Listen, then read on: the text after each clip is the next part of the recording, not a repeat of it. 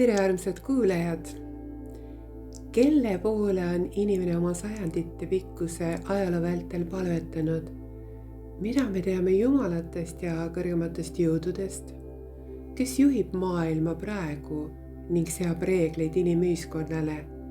Selles saates, mis toimub 30. mail kell 20.00, avab Natalja Rodina vaatajatele palju põnevaid fakte meie planeedi ajaloost ning aitab ühtlasi mõista, kes siis ikkagi on tulnukad, kas jumalad või.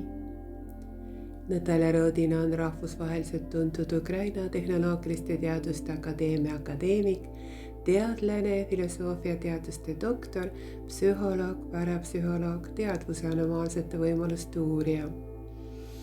Armsad kuulajad, otse-eetrit vene keeles on võimalik vaadata ja kuulata juurde lisatud lingilt ning eesti keeles on võimalik kuulata ainult sünkroontõlkena Zoomis, vaadates hääletult otse-eetrit.